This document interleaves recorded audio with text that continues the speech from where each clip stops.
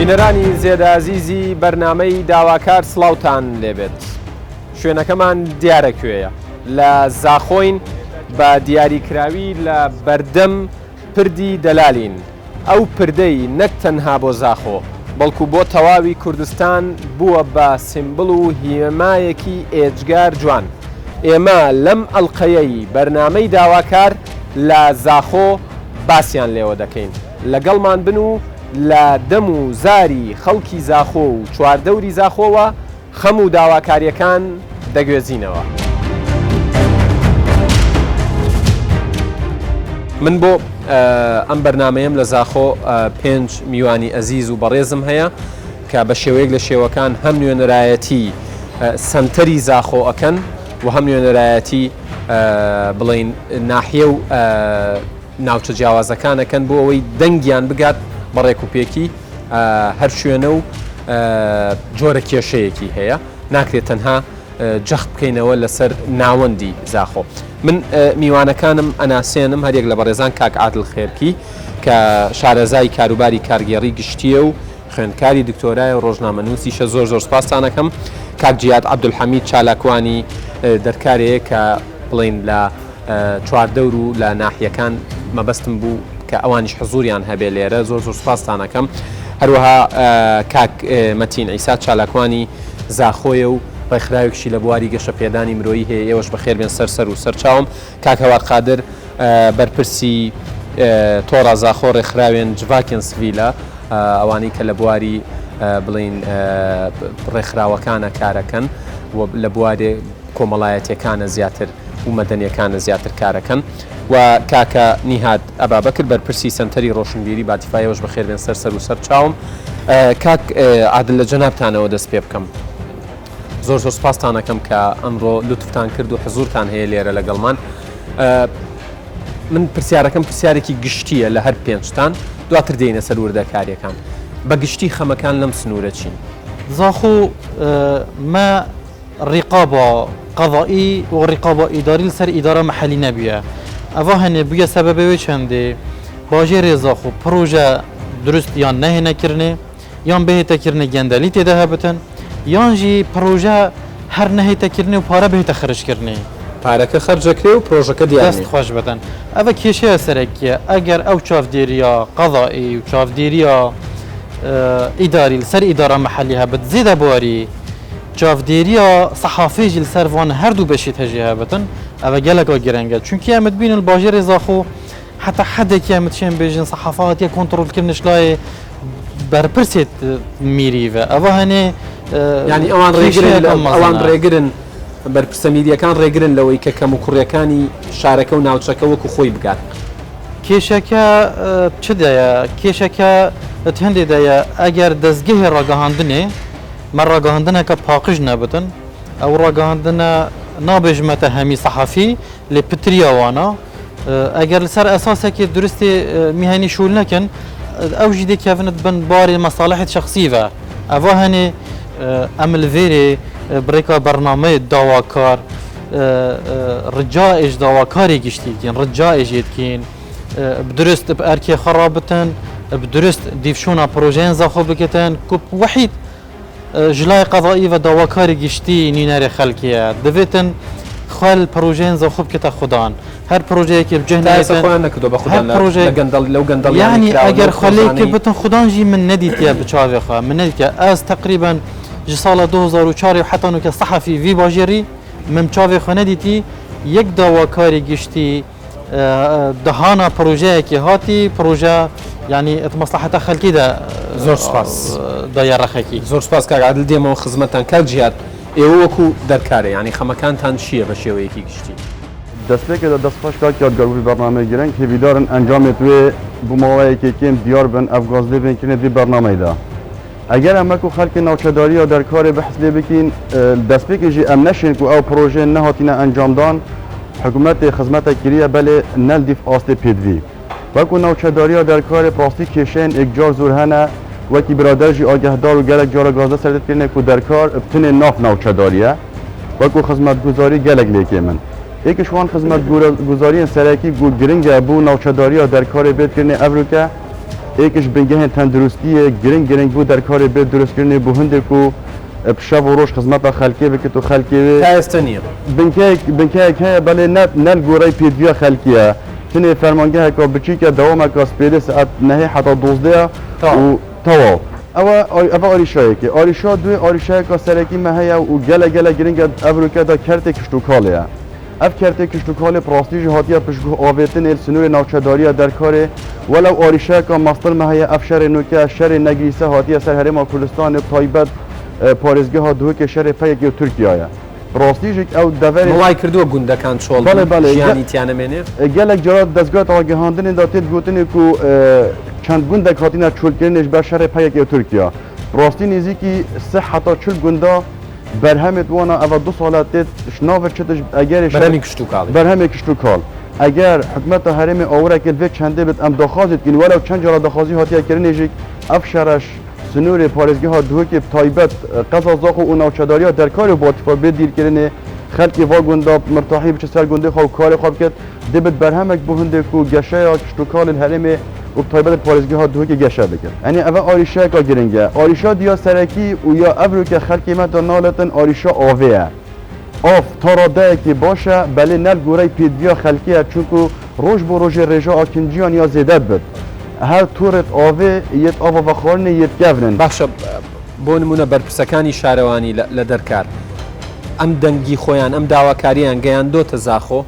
بله gelek jara megulî biye ku rêveberê şarawaniya derkarê ev ganzdeh gihandiya şarawaniya zaxo her wasa wezareta şarawanî geşt کێشەکە چارەسەر نەکراوە Bilim te ev sala 2010 ev her du şarawaniya ya hîza û derkarê bîne ek ev bu mavê 11 sala hêj ew sülfe nehate zivrandinê. Yani em hemî jî zanin bû numune 2014 heta nûke hikûmeta me qeyranekê da qeyraneka îcar sex.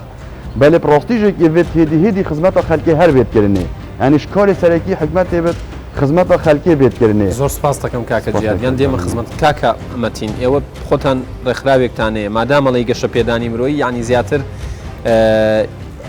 وای لاتۆ ئیش لەسەر گەنجانەکەن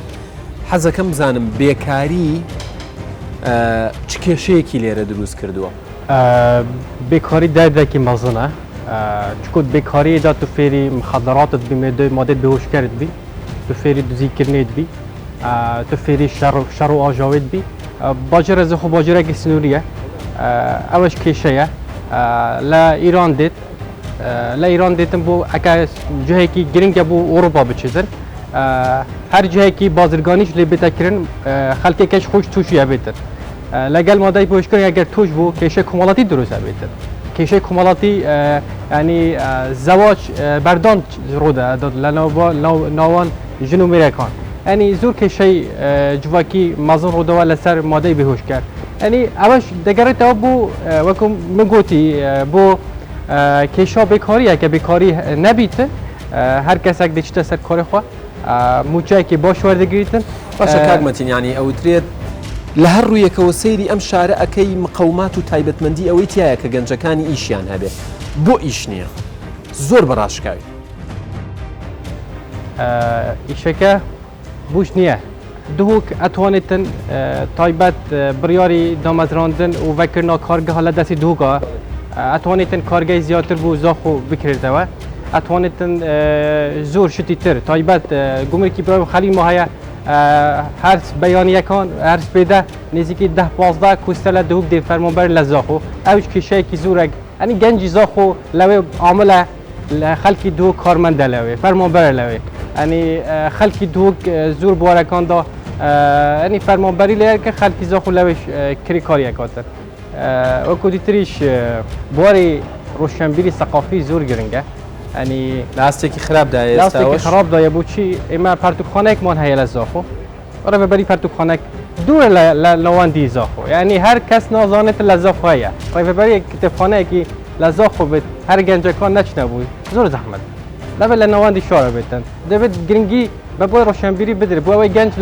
لە مادەی بێهۆشکاری لە کاری خراپە دوور بکەوێتەوە بەڕاست بێئیشی خۆی سەرچاوی یەک دنیا کێشەیە سوپاستانەکەم کاکە هەوار جەنابتان بێمە خزمەتی ئێوە حەزەکەم لەو پرسیارە و پرسیارێکی گشتێ دەست پێ بکەم ئەو بەرهەمانە چین کە زاخۆ پێی بەناوبانگە و ئەکرێ کارگەی بۆ بکرێتەوە و دواتر بچۆ لای قسەکانی خۆت. بەرهەم ڕەنگە ئەمەهای دەشتا سندیۆل فێری ئەەکەن بەحسی هەندێ بکەن گەنم و نوک و ئەف شتەی هەیە زراعەتێ مخۆبنم بێژن و زۆخ و نۆڤێک مازن ئەگەرت بەحسی زۆخ بکەین ئەحتۆ لێ هەی دەواازای برایم خەلیل لێ هەی خەلکێکی تێگەهشتیە و تەعامل خۆش لەگەل خەلکیش دەربای هەی بەس هەکەت بخوا بێت ناو زۆخۆدا بژی ئەوە دیوەک خەیالی بوتە لێ پێبن چاوەت البۆجێرێکی بژی خودان داهاتێکی زەحف بدن و بژن زێدا بدن هەژارترین بۆژێر بدن هەژاری لێرە لە ئاستێکی زۆر بەلکی جەماعەتی سەر هەندێ ئۆگەدا بن هەرە بەرەب زێدابینە چتن ئەوە کە هەژاریی زێدابی ئەفێشە نەفسی دێڕیدن جەماعەتە گوتی دەسی دێنکردن ئەف تشتە سەبەب هەژاریژەکە مۆل هەبیە زاخۆدا ئەمە چوین مەقەسکری یەسین خۆری بودی ئەگەر جیران خۆرنێنینن ئەز ئەف شەبەت بشیفنە باشە خۆتان ینی وەکو چالاکوانێک لە بواری ڕێکخراوی کۆمەلگەی مەدەنی جوواکن سڤیل با بڵێن کاریگەریتان نەبووە لەسەر ئەوەی کە فشارێک دروست بکەن بە ئاراستەی ئەوەی دۆخ لە زاخۆت تۆزێ باش ئەسێ تەمامکەم ئەو پرسیارم مشوێ ئەندۆمە جومانێکری گوت من کاک هەوار توژە زۆنێ بۆ 5,000 بۆ 6,000 ئەس نەشیم شول بکەم بگو بەس وەختێت بۆنگەشێ داوەتی دەناوە سەرشۆشی بێژی وانە ئەمە تهدیدکردی ئەزی بەس شیم خزمەتە ده گەنجاکەم ئەنەشیم زیاتر هەنی چه بەرسە پێ نابین وەکو ڕێکخراوەکەر یا سەر ملێتمە ئەم تەقسیر ناکەن ئەو هشیارکردنەوە مادن گرن ما ئەم سەر ئێوە تەقسیرتان نییە کاریگەریتان هەیە هەی ما وەختێکێدا بژن زۆخۆ دەواازایکە ئەف مادت بێهۆشکار زیادات بتن ناودا گەلە جۆرە هەتم بە ڕخسات دایک و ئەم هەندێک سمینۆرە لەوی باژێری بدن مەگەلێک ئەم گەلە ماندی بین وەختێکێدا کو هەتەمە ڕخساتش ئیدارە زۆخ وەرگرت و کومە هەفکۆریژ گەلوە کرد تنێ ئەم خوبەخش بشێن خەڵکی خۆ هەشیار بکەن نزیکی دو سمینارێت مەداخ مالا زیاترش 5,000 کەسان بەشدار بی بۆ سەمیانە قوتابیا ئەمت ئاخفتن سەر هەندێ دچاوە هۆش زارۆکێت خوابن ئەم دچاوە هەشیارکردن ژوی مادی کوک مادەم بێژن وەکی سۆرۆخەکە ئەتۆمیە کویا بێدەن کە ناو وی جوواگی تابەتن مەهۆژێنینە ئەم نووسێ شێواش گەنجەکانمان لەناوە مەهۆژێنینە بەدەساکی گەنجێ مای فێری بێ چەندێ نەبی بەرەف ئەوڕۆپا چوو یه مای فری به مادهی بی که همه چابری چه تشلیکن بيت أبا تمينة السر نمل حكمات هني أبا سر ملت مخرونن هری کشما شلوی خواه کسنا بشتن از متأثیر نینه از نشین با خوبم آخذنا مبچنا چت تو نمونه کی کرد بخوابینه اگر تو هزاران هدیت که کپچه که ماستی بگید نا فازان اکاشیری دا سکی او همی بی ماست از باش بم از خوا باش کم دورو برید خوا بس هر یک وقت مهزت دا بکتن نک بله منیش خرابم لبروی چهار دوره که خرابم وی با منیش خرابم بجم همی چون جدار با از بس بی گوسنده بکم از حاصل کم نبتنم گوسنده کنی بکن هر یکش ماش لای خوا باشه جورا سری جهاب من هستی مو خدمتان کاکاوا کاکنیات یهو نوێنەرتانەیە لە پەرلەمانی کوردستان و عێراق وەکو زاخۆ لە پەرلەمانتانتانەیە پەرلەمانی کوردستانی نینە بێ بەڵێ نوێنەرێمە لێرێ وەکو دەبەر زاخۆ پەرلەمانی کوردستانی زاخۆی تەین بەڵێ هیچ ئاگایان لە دۆخی شارەکەی یان کورتی بەحث سنوورێ دەبەرێکم طبعا باتیفا سنورێکی درێژی هەیە یعنی بێگو بگیرە تا بگەهێتن گرێبی و ناوکەنداڵە و گوندین برا مەسیحیا و لێڤ و پتری هەفتێ گوند مەل سنوورێ دەبەرەوە باتیفا مەیە تەین کو ژوان هەفتێ گوندا ئەس هیندا گوندێکی دوانە خۆم حتا نوکەژی خزمەتگوزاری نەگەهشت نەوان گوندا شڕیە ئاواکردنا گوندا و شڕیە ڕێکوبانا و دیسا قەدەرا مەیا کووردا و ئەف شەڕێ سەفان دیل سەر مەشەڕێ پەکەکی و ترکیه کو پتری 20 گونده هاتی نچول کردنه کو اف چنده سالانو تو یکی وره حتانو که طبعا ابد در دوامه اف چنده حتانو که اف خلکه نهاتا تعویض کردنه پیش رنگه که یعنی اف خلکه یا مال خواه ایران که تنیا تصناف رازو بیستانه بخاطینش نافذویت خاطین جیار خلکی یا سروان گونده های یه قصد واجرات کن او امکانیات این الباجی را بجین این کنیانی حکمت جیک وی چندی مقصرت بیتن برانبر وانا کو چوبونه یت کرنی جیک دیسا مل باتی فها کرد تو سحکی جیک الپرانی و نحیا وکی اس آگدار پرتوک خانه تین یعنی هاخت باتی فادی بریار قذابین بویتن ما پرتوک خانه که الباتی فانی نکو قطابی پیمانگه و زانکوا وکو جیدر بخواجی ور بکن خلق قصد بکتی مفاش پرتوک ور بگیرتن جیک دیسا ایک آریشادی جی مل باتی فها هی ای کمبینه کل سر آستا که مزون الباتی فها بیت کرنه مهوله که هندینی خلق قصبهولی بکت کمبین تیبه بیت کرنه که هول الباتی اوش ایک جورنی نه هول باشە بەدیل نایە نەزاخۆ یان هەر نایکەن کۆبوونەوە و هیچ نییە اگر کمبینه که بجک ما هند دایره هند هولیتین هولیت بچیکن جه خلقه که تیبه ناکتن يعني خلقه که نیت پیش درگه ها اگر کمبینه بیت کرنه ایجه آری شاید ایجه اوه بریارا چیکرنا صد بارهولی هاتی چیکنه که پتریا گندین دبرا سنوری باتی فات کبتن وی صد دیدا که اف صد جیک نت ناوی دبرا باتی فات زخو هاتا درست کنه ناوی دبری دیه تاتین نافنان که اوهش ضراره که مزون دیل دبری که هکر اف صد ده اف ناوی دبرا باتی فات بیت گرنه دیش ریه گشت و گذاری و مفاجئت وگرتنی هم جوتیار دی مفاجئ وگه هر حکومت بو کهربی و خدمتی دیتر دی مفاجئ صدی بینن راستیش یعنی کومکا آری شامل باتی فاهنا ایدارم یعنی چهارسری بو دیتنی هر چی نبتن تشتکی باش بیت کرنی دەست خۆش بێ کاک نیادگیان هەر بژیت سوپاسانەکەم کاک عادل کاتم زۆر کەم ماوە لە یەک دقەیە داواکاریەکان تەخەیتە ڕوو یان چارەسەرێک هەستەکەی ئەمە چارەسەرە پێشنیاز و اقتراحێکی چارەسەر فەرموو لەو یەک دقەیە مڵکی خۆتە چیتی ئاڵی بێ دەست خۆش بتن جارێ باژێری زاخۆ مەگەلە گرنگی نەدایە کەسکاتی ساڵە 2016 بۆ 2017 گرێ بەستێکە کەسکاتی هاتبی گرێدانی البلدیە زاخۆ سهو یەک دەفتەر لێ خەرج کردینە ئەس داخوازێت کەم کو دیفچوون سەر بێتەکردنێ کو ئەوە گرێبەست جی جەنابێتە خۆدیتیە سهو یەک دەفتەرن باژێری زاخۆ 360 باخچە هەنات ناو گەڕەکاندا باش حتا نوکە سه باخچە هاتینە دروستکردنێ یعنی کەواتە چەند باخچە 360 باخچە 360 باخچە 286 باخچە حتا نوکە نهاتینە چێکردنێ لە ناو گەڕەکەی زاخۆدا ئەوە گەلێک یا گرنگە ڕێژەی سەوزایی دیارە چەندە ڕێژە سەوزایی ئەگەر بمن بتن ئەواز بچاوی خۆ بینم دبن یەک سەدەیە زێدەباریش بلیوی بابەتێکی گەلێک گرنگ هەیە کو بیکاریه زاخو و کیش چاره سر بکتن اگر درکاری نحیا درکار الویری باجره که صناعت بیت چی کرنه کو گرینگی که باش بیت داناتنه زیده باری افکارگه و معاملت ناف باجره زاخو دجی همی بینه و گواستنه بو یک باجر یک سنتر هم ناحیه درکاری جدی استفاده لبیتن هم بو باقیجا باجر زاخو جدی گلکا باشتر بس زیده باری پروژه که گرینگی سیاحی هیا اگر او پروژه گرنگ سیاحیه نوکل گلی زاخو بکفته توارب جیناتنه ده کشه که مزنا بیکاری چاره سر کتل کردستانه هرم برنامهش با آراسته شکا که ببی با چاودێرێک ئەوەندەی ڕێگەمان پێدا کار ڕاگەیانەکە بۆی هەنگاوەکانی خزمەتکردنی شارەکان باشتر بێ کاک جیان انشاءالله یەک خولەک فەرموو گرنگیه که اوسا بیت ناوچه‌داری در کار بدانه که خلقی و هست پی بکد یه ناوچه که داشت خلق ولو حکومت ما خاص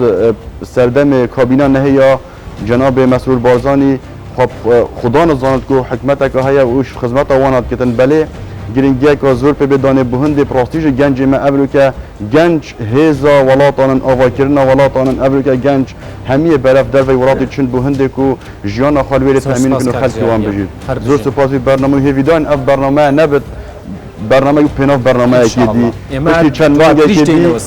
برهمی وی برنامه دیابن بهنده که خلق هست پی بکت اوی ارکیمه و لسرمانه ما جبه جه یکین زور سپاس کم کاک جه کاک متی بله وکو دیار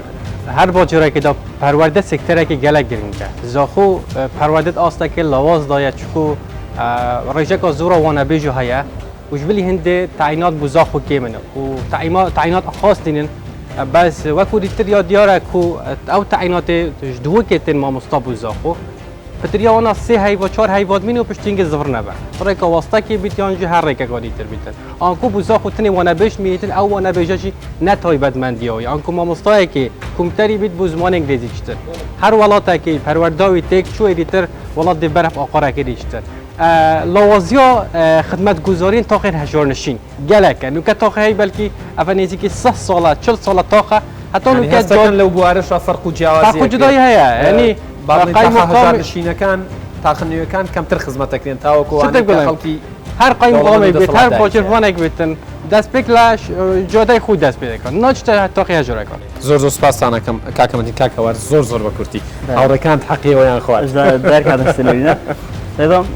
كردي هسه بيشم ابتشت جالك بي تي بي كو بحث شكل كم هكا هر يكش ما خداينت مرو بحسب ايشانه كتن جهه که طيبات بو كسن بالكل بيت دابين كرن طيبات زاخو سنوريه باور که جگل دبری دی قصد زاخود کن جهه که بيت چکن بو بخواندن وا کو ابا پروژه که نادری دای کو گشتی پارلمانیشه بس که کنگی و چاول کی بده چکرن ابا به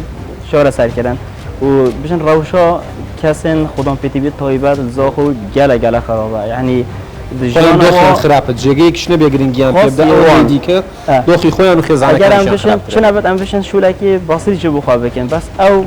بشن جیانا و نوکه گله یا نخواهش بی جاوره به چنده نکو حکمت ریکت جاره کی بوان ببیند هر وصان فراستنا سنو روشن نوکه اب جهه استوله مطرسی ها سر هی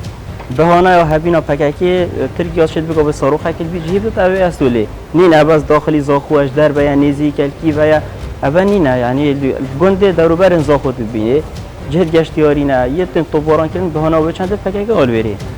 هیوی دارن و رجاش برپس خواهی کن هکه خداین برپس و هست برپساتیه بکن چاره که بو دروبر زاخو ببینه زۆر سپاس دەکەم کاکەنیان طبعا ما أوريشاي ديجي البوتيفا هاي اگر تو قصتا بوتيفا كل دروازه بوتيفا كوافايك لهبي يعني جلك جارا قلتي بس قبل لدر كابنو اف دروازه دي بجوانيه تشكرني بشتي هولدانا كو سرمایه دار دبر خالی کی خدا نو گل حکومت کو او هاتین تعویض کرنی کو او پتری سالا کی هاتی خراب کرنی حتی نو کی مای وصاب مای هلاویستی دی سال هر البوتيفا چی میجم تا نخوشخانه البوتيفا ما هي اچی میجم تا نخوشخانه کو سفریه يعني چهار سریه کو سفری تذكرني ورا سنوري هفته گوندا کو پتری 20000 نفر پتری 20000 نفوس تهبن کو نخوشخانه کو وصل نبتن کو تو هوجی جار تو هوجی زاخو نبی کو چهار سریه کو سفری بوده بید کرنی تو به چهار سریه زاخو دو کی بکی سوپاس کە ڕاشکاوانە باسی خەمی ئەم دەڤەرەتان کرد خەمی شار و ناوچەکەتان کرد ئێمەش ئەم خەمانە ئەم داواکاریانە بە زیادەوە ئەبینە لای بەرپرسەکان بەو هیوایی کە وەڵامێک چارەسەرێک یان بەڵێنێکی چارەسەر وەربگرینەوە زۆر سوپاسانەکەم ماندوو نەبن هەر بژین دەست و چاوتان خۆش بێت.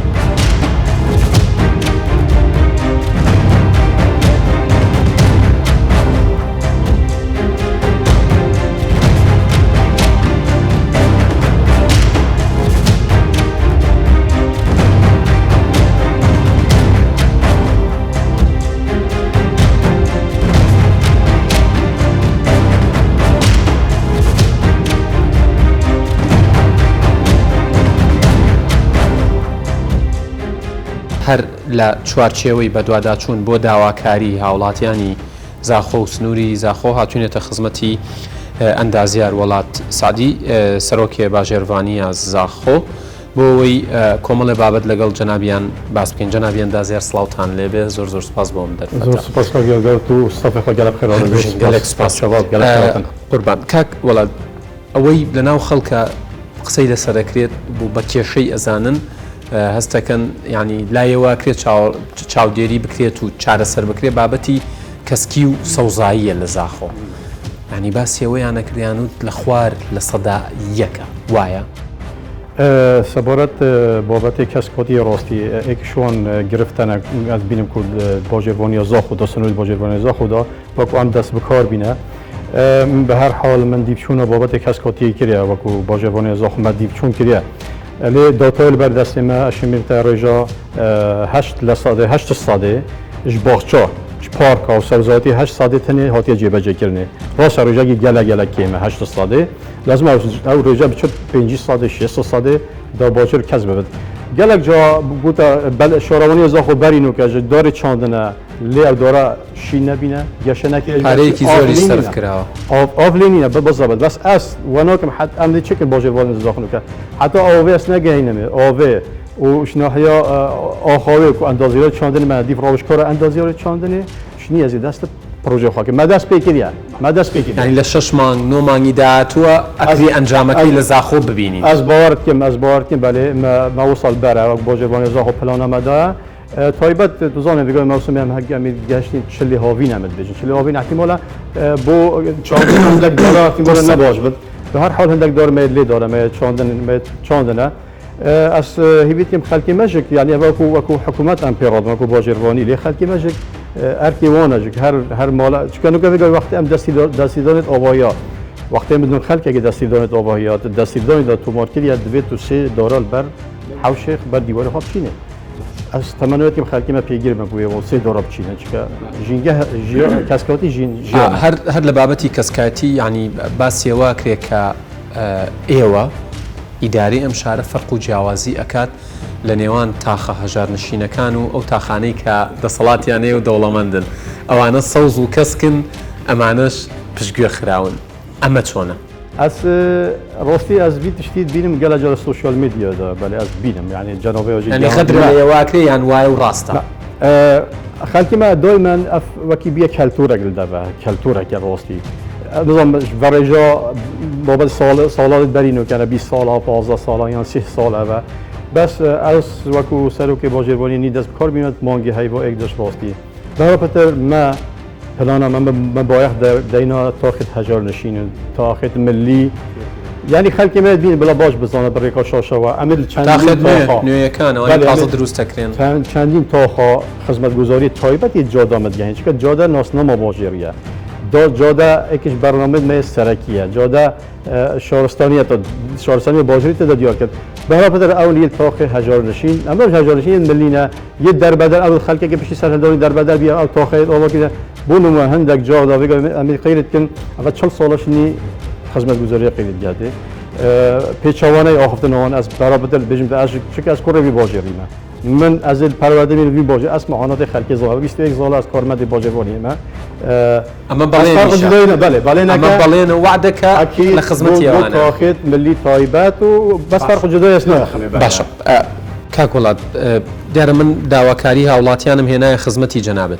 تۆ وەکو ینی سەرۆکی باژێڕوانی زاخۆ داواکاری چییە چ لە ینی پارێزگاری دهۆک چ لە ئەنجومەنی وەزیران و حکوومەت چ لە وەزارەتی شارەوانی بە دیاریکراوی ئێوەش ئاستەنگ لە بەردەم کارەکانتان هەیە؟ بەڵێ ڕاستی داخوازیە ما وەکو باژێڕوانیا زاخۆ پشتی بۆ زانین ئەزڵم جەنوبی ئاماژە پێ نەکرد ئەوە 29 مانگی سێ حتەنوکە ئەم بڕیارە ئەم بینە پلە نایاب ئەم بینە پلە نایاب ویگاوێ ئەم گرێداینە ڕاستەوخۆ وەزارەتە شارەوانیە بە ڕاستەوخۆ مخاطبە مباشر لەگەڵ نووسینگەی جەنابی وەزیر و تانوکە سێ کۆمبینە ژەمێچونە لەگەڵ جەنابی وەزیر کۆمبینە وەکو مدیرێ باژێڕوانیا دەسەڵات بوومە هاتە دابەزینش جەنابی وەزیر بوومە هاتە دابەزین شولومە کارگیری ئاسانتر بینن نوکە ڕاستی ڕاستەوخۆ پەیوەندی مە هەیە گەل جەنابی پارێزگاری ڕاستی ئەوژ هاریکارە گەلمە دکتۆر عەلی گەل هاریکارە گەلمە ما ڕاستەوخۆ پەیوەندی گەل جەنابی ویژە هەیە ئەم امتیازە بە ئێوە بە زاخۆ دراوە تا ئێستا نەچۆتە خزمەتی خەڵکی شارەکەەوە نه بەزڵ ئەو پلەنەوە بە تا ئێستا مفاوەرگەندتنێ لە ناحیەی کارگیری تنیا به تنیا کارگیری راسته روتینکی اداری کم بیه اکثر معامله زیتر دین مشاهده معامله حالاتیا اوج راستی رای خوشکره که با حالاتیا گلک باش بی ام نکات هیوید کم کو جناب وزیر و کو جهت بر پرسل بیره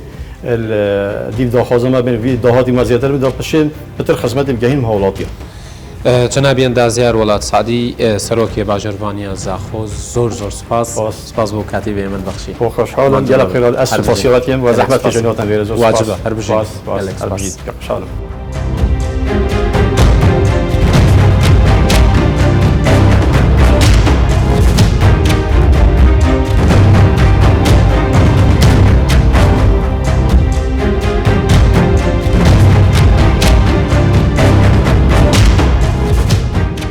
ئێمە توینێتە خزمەتی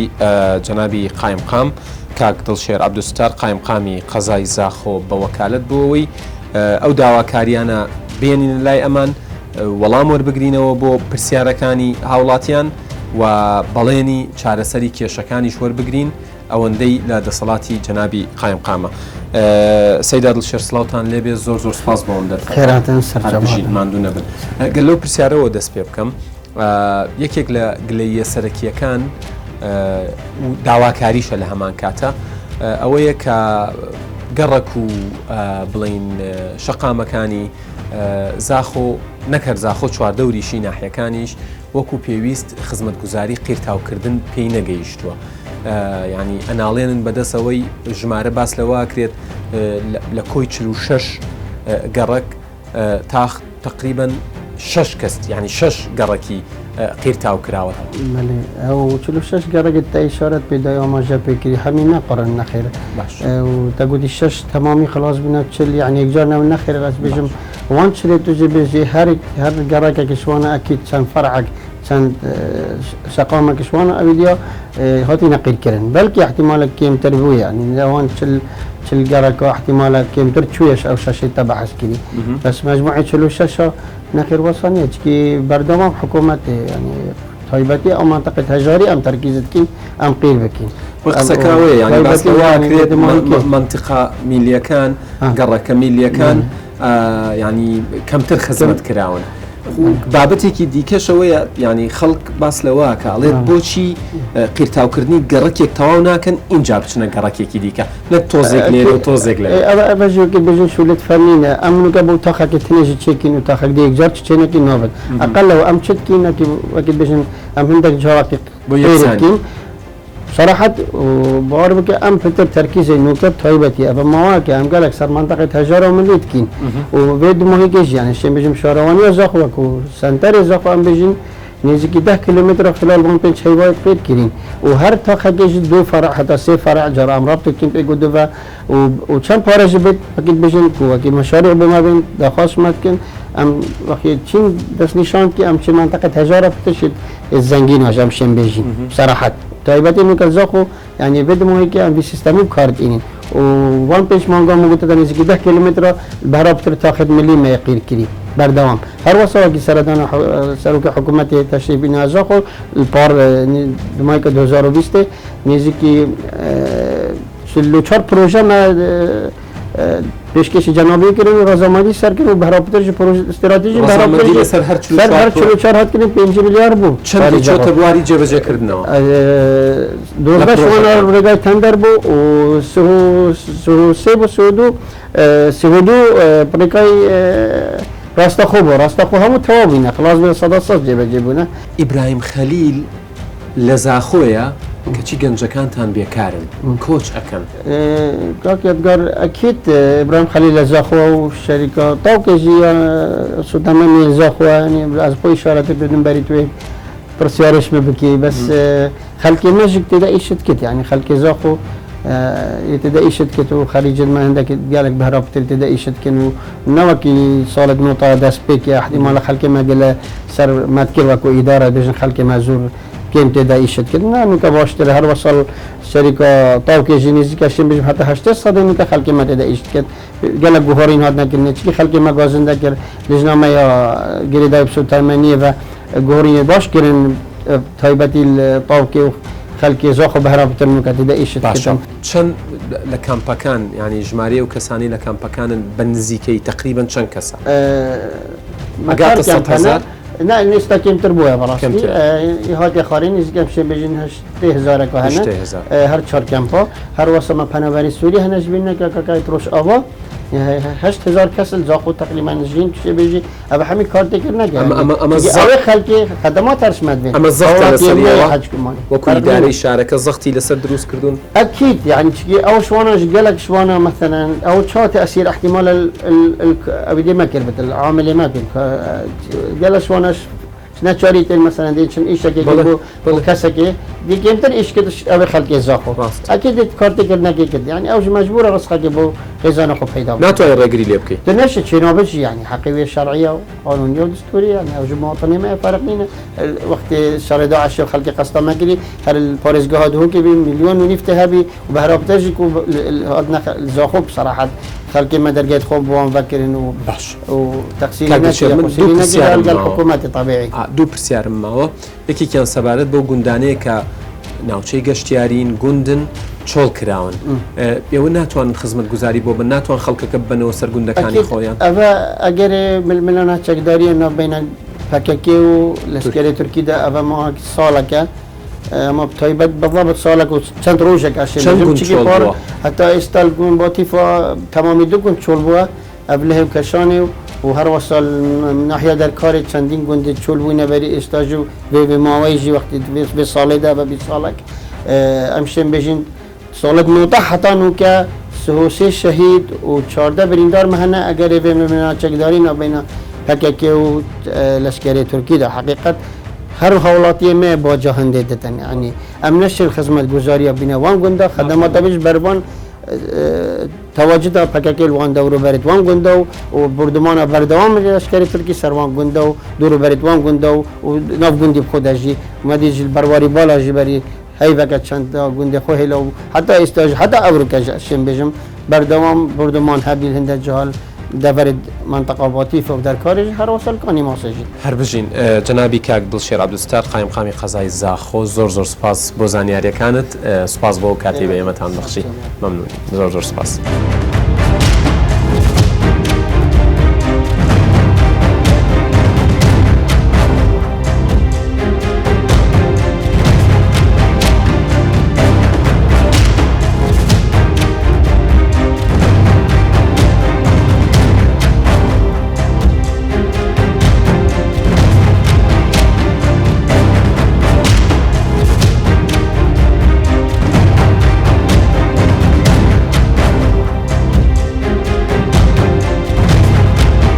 ڕۆژانی ڕابردوو لە زاخۆ بووین کۆمەڵێک بابەت هەبوو کە بە نسبەت دانیشتوان و هاوڵاتیانی زاخۆ و چواردەوریەوە گرنگ بوو ئێمە لەوێ ئەوەندەی پێمان کرا بە دوواداچوونمان کرد ئێستا هاتووینەتە خزمەتی جەنابی دکتۆر عەلی تەتەر پارێزگاری دۆک بۆی لە ڕێگەی وەڵامەکانی جەنابیشیانەوە هەندێک سەرەداوی دیکەمان دەست بکەوێت و هەندێک وەڵامی دیکە بۆ پرسیار و داواکاریەکانی هاوڵاتیان وەربگرین دکتۆریان زۆر سپاس بۆم دەرفەت ماندوو نەبن لە یەکەم پرسیارەوە کە بە نسبەت هاوڵاتیانی زاخۆوە گرنگ بوو دەست پێیەکەم ئەوان ڕایان وایە کە وەکو پێویست چاودێری یاسایی و کارگێڕی نییە لەسەر کارەکانی ئیدارەی زاخۆ و ناحیەکان و گوندەکان هەیڤایەکی دەست بکاربوونا من جەنابی سەرۆکی حکوومەتە هەرێما کوردستانی سەردانە پارێزگەها دووکە کرد بوودانانە بەرێ بناغێ پرۆژەیەکی مەزنێ پێشەسازیە خوراک ڕۆژە پاشتر مە سەردانە قەزازاخو کرد جەنابی سەرۆکی حکوومەتی هەمی ئەو پرۆژێت خزمەت گوزاریت و قەزازاخ و ناحیەت سەر قەزازاخو بە پێشکەشکردی موافقەت لەسەر هەمیوە پرۆژە هاتەکردن واتە ماوەی کمتر ساڵێکی داینی کمتر ساڵێکی بەرینوکە هەمی ئەو پرۆژێت و ناحیەتوە گەل قەزازاخو هاتنە پێشکەشکردن هەمیە هاتیە قبولکردن واتە یعنی ئەتشێن بێژم هیچ قەزایەک و کوردستانی نەبوویەت و هەر پرۆژەیەکی تەقدیمکەی هەمی بهێنە قبولکردن یعنی حتا من تڕانەوە گوت جەنابی سەرۆکی حکوومەتی ئەگەر مەزانی بە ئەم گەلێک پترۆژی تەقدیمکەین پشتی وێژی هەندێک پرۆژە دیترژیک و پاشان بیرەوە چوو هاپا پرۆژە فلان جیمایان فلان تشتمەش بیر کرد بوو ئەو پرۆژەژیمە تەقدیمکردن و موافقەت سەرەوە پرۆژەژی هەمیە هاتەکردن دوو وەکو چاودێریکردن سەر ناحیە ساڵا دەرباز بووی بێژم فترە دەست بکاربوونا من چاودێریەکە زۆر چڕ و پڕمەیە هەبووی سەر هەمی یەکێت ئیداری و شێن بێژم پتر هەمی جاژی ئەگەر ئیجراهات ژی هەبن مەلزاخ و وەرگرتن خەلکێکمە دانە دادگەهێ خەلکێکمە ئیجراهات گەلداکردن خەلکێکمە گۆڕین گۆڕانکاریت نیمەکردن ئەوانە هەمووی لە چوارچێوەی ئیجراتیەوە بۆ نمونە مەسەلەن هەمی گۆڕانکاریەکە شامل زاخودایە پەیدا بووی قای مقامێنی مدیر ناحیەتنی مدیر دەوایرێتنی گۆڕانکاریەکە زۆرە باشی زاخودایە هاتیەکردن و ما شادەیە ئیدارێ و خەلکی و تام و دەستگایت پەیوەندی دار مەڕێکل هەمی جورە تەجاوز و کارێت نایاسایی و هەر تشتێکێک و خارجی یاسایی بیتن ئەس بێژم هەنگاوێت پێویست یاژی پێنگاوێت پێویستی تاتی هەڵێت باشە دکتۆر ئاماژەت بەوە کرد کە جەنابی سەرۆکی حکوومەت تەواوی ئەو پرۆژانەی خرانە بەردەستی لە سەردانەکەیە ئۆکەی لە سەردان و قبوڵی کردن و من دوێنێ پرسیاریشم کرد کە چوونەتە واری جێبەجێکردنیشەوە بەشێکی زۆریشیان تەواو بووە. ئەمانە چەند گرنگن بە نسبەت زاخۆوە چەند بە زاخۆوە دیارە پشتێکۆ هەرە مەزنیەوە پرۆژە قێرتەوکردنە جادە و کوولانانە پرۆژێت ئاوێنە پرۆژێت کەهرەبێنە نوێژەنکردن و تەمامکردنە هەندێک قوتابخانانە و دانانە هەندێک قوتابخانێت نینە خزمەتە کەرتێ تەندروستیە و چێکردنا سایدێکی کامل و بەرفرەهکردنەوە یا سایدێک کامل ناوەڕاستە زاخۆ حتا ئیبراهیم خەلیلایە کە بوو سایدێک ژمەلی زێدە کرد و نوکە کەفتیە خزمەتە هەوڵاتیە چێکردنە ئۆڤەرپاسەکە نوێە بەرامبەر ئەوەکێتە بواری جێبەجێکردنەوە ئۆڤەرپاس نوکە کار تێدا کرد ئێستا کاری شولە تێدا تێدەکرد هەندێک کێشێت فەنی هەبوون چونکی ینی gelek جۆرە هاوڵاتیە تەنگاوە دەبێت بوو فلان پرۆژە دەست پێ ناکرد بەس نزانین دەکۆ مەسەن گەل دەست پێکردنەوەی پرۆژەیت بێت و هەندێک هێلت کارە بێ لادەی بۆڕیت ئاوێ ینی ساناهێنینە بۆڕیت ئاوێت بێت لادەی خەتێت ئەویدیەت ئینتەرنێتێ بێت و لادەی چینکی دەوروبەرێت جادێنە والحال حتا ئەو کارهاتی نەکردن و کە ئەو پرۆژەیە جێبەجێت بیت یادیتر جبلی اف پروژه طبیعی اف پروژه که جناب سروک حکومت هرم کردستان برای که پارێزگاه یعنی بیشتر پارێزگاری را موافقت با آتیه کردن بو زاخو چندین پروژه دی باید چند میلیون دلار که پروژه که هر به تاتی انجام دان اوت رای که وزارت کارآبی را خود گل جناب وزیر کارآبی مسئله دان زاخو کرد هیله که هر به یال ام کاشه بین بوزاخ و بنده لوداوی چهار سر ببیتن و ولتیا کار به چهار سر ببیت هر واسه خط کادیل ترکیه رو بوزاخ و آتیا را کشان و وجه به حدود رنگ دو برای 15 میلیون دلار پتر بن و تا پروژه بردهان بوزاخوی تاتیه کردن و یکیش وقت خزایب تصور من سال در بازبوی دا خدمت که باشه هاتیه کردن مجموعه لما رابردو دا زور به خدمت بو یاسه چند خدمت فيه هر وقت پیش پیوی دیار نیه از هل سنگاندنا پروژه بری ناکم بس یعنی اگر انسان پشتدان بری خب دته آیا اف زاخوه بری 30 ساله زاخوه بری 20 ساله زاخوه بری 10 ساله و زاخوه بری 5 ساله یعنی از خود 2017 من مسئولیت الزاخوه گرفت دم ام چون جاده گو بس پشتینگی بو جاده کدی تر ماسترین تونل العراق زاخو هاتل دان جاده که دو سایدی یعنی استاندارد نفت دولتی مکد زاخو برایم خلیل زاخو عراق و نک فرما کورسن همین عراق و گرد دو اتوبانه که می اتوبانه اکثر چیای بخیره و بس اتوبانه جی بن چیای بخیره رایتت یعنی اتوبان کلدری تونل برف سحیلات چیتن و جارا کادید زفریته و بش زاخورا و هر وسط تمام کرنا او اتوبان کو زانی برایم خلیل آدمی تو درد کردی دو اتوبان دست بدن اتوبان کتید بو ناف زاخو اتوبان چید برف پیشیابی و جارا کادید بن چای راد زفریته و تا وکو قضا زاخو راستی خدمت که باشه تیده تکرن زاخو القضا که ماستره پویی که جناب سروک حکومت گرینگی کاپیتر پیدا و زاخو وکو قضا که هر مازنا هر ما کردستانه جاوی که باشتر گرینگی کاپیتر پیدا و تصور من خدمت پیوز دو زاخو هاته کرد باش بابەتی ئیدارەی سربەخۆ وەکو گەرمیان وەکو ڕاپەڕین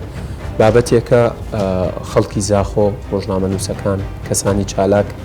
کەسانی شارەزا پێیان وایە کە زۆر کێشەی زاخۆ چارەسەر ئەکا هەندێک هەنگاو نراوە کە بۆ نمونە بەڕێوەبەرایەتیەکان ڕاستەوخۆ پەیوەست بکرێن بە وەزارەتەوە دەسەڵاتیان زیاتر بێ ئیدارەی سربەخۆ بۆ زاخۆ بابەتێکە هەنگاوی ناوە ئەگەری هەیە جێبەجێ بێ لە داهاتوێکی نزیکە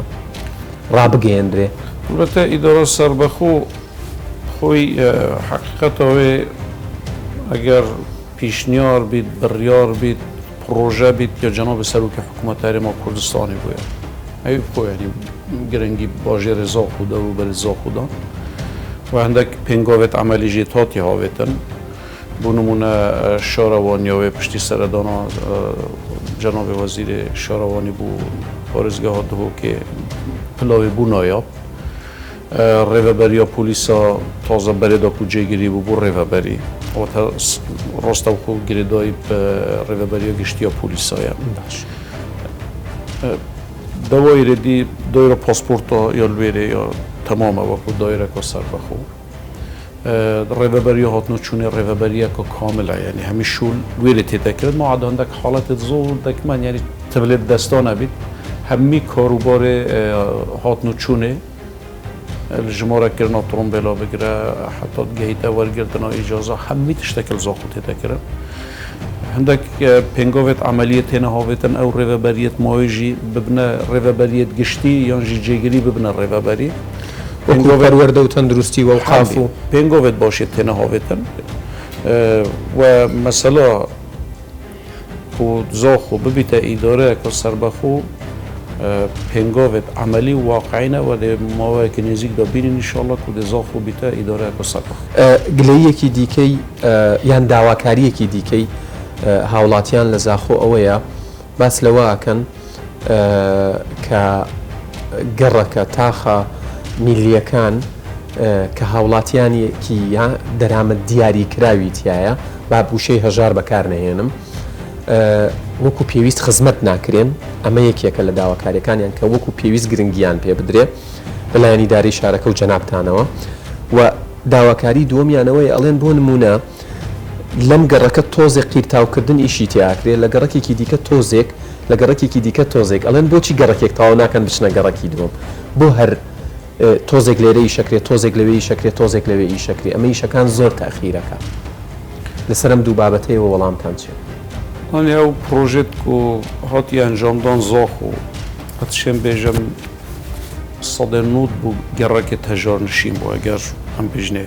وێ کەلمی بکار لانی کەم لە ساڵی ڕابردووە چونکە پێشتەوانە بووە تقریبا دووبارەت کەمەوە ینی مەسەلا پرۆژێ جادەیەکە نێف دەولەتی ئەو بوو هەمی کەسێکە بوو هەژاریە بوو زەنگینیە بوو تاجریە بوو نەساخیە بۆ خەلکی هەمی هەرێمە کوردستانەیە واتە پرانیەوە پرۆژەوە گەلێک پرۆژێ دژمە گۆڕینمە هەمی محاولەکردن و تەرخام بکەین بۆ مەسەلا قێرتەوەکردنی ومەسەلا ئاوێ و مەسەلا کەهرەبێ کەهرەبژی فەقیر و زەنگینی نانیاسیت واتە بۆ هەموو کەسێکیە ئاوژی فەقیر و زەنگینی نانیاسیت واتە بۆ هەموو کەسێکیە قوتابخانە دەمێت و قوتابخانەکە دانی قوتابخانەژی بۆ فەقیر و زەنگینی نە ئەو پارێ بۆ مستەشفای و بۆ تەمینکردنا یا دابینکردنا هەندێک ئامیرێت پزیشکی هاتیە تەرخانکردن ئەگەر وابیت بەرعکس زەنگین ممکنە بچتە دەولەتەکەی خو چارە سەرکەت ئەو تشتێک کوڵوی هاتیە دانان پتر بۆ فەقیر و یعنی شێم بێژم بێ زێدە ڕەوی یانجی بێ مبالغە سەدە نوتە ئەو پرۆژێت هاتی ئەنجامدان بۆ خەلکێکی هەژار و کێم دەرامەت باش و بەڵێنی ئەوە شەدەن کە ئەم خزمەتە بەردەوام بێ بۆ گەڕەکانە کە دەرامەتیان دیاری کراوە و میلین ما وەکو سیاسەتە حکوومەتە هەرێمە کوردستانی نسبەت پرۆژە ئەم پتر گرنگیت دەینەوە پرۆژێت و پترت خزمەتە خەلکی دابن و ئەو پرۆژێک و خزمەتە خەلکێکی پتر دابن بۆ نمونە دەمێت وڵانە مرۆڤی ئاخ بیت تو دێ چل پرۆژەیەکی مەزنکەی جهەکی دەربە بوو چونکی تو ڕۆژانە هاتو کوێ سەردادکەی ئەگەر تە ئاو نەبیت دێ چل کەهرەبێکێ یعنی مەسەن ئاو بەری کەهرەبێت ئاو و کەهرە بەری هەندێک تشتێنی تێن ئاو و کەهرە بوو تەندروستی و پەروەردە بەری هەندێک پرۆژێ دیترتێن هەر کوردیەک ئیشی دەستکەوێ گرنگە بەڵام لە کوردەواری شاڵە خێر بەخوێش نەک بە دەروێش ئەوان پێیان وایە کە پارێزگای دهۆک ینی بەگشتی غەدری لە زاخۆ کردووە چونکە زۆربەی دامەزراندنەکان لە ئیبراهیم خەلیل خەڵکی دهۆکن ڕێژەیەکی ئێجگار کەم خەڵکی زاخۆن وایە و ئێوە وەڵامتان چێ ناوەڵە فەویدە ئەف بوو چوونەوەنینە مەبخۆ سێ ساڵنی بە مەسئولی زاخۆ بوومە و من بەرگریە خەلکی زاخۆ کردینە ئەسوەکو دهۆکیە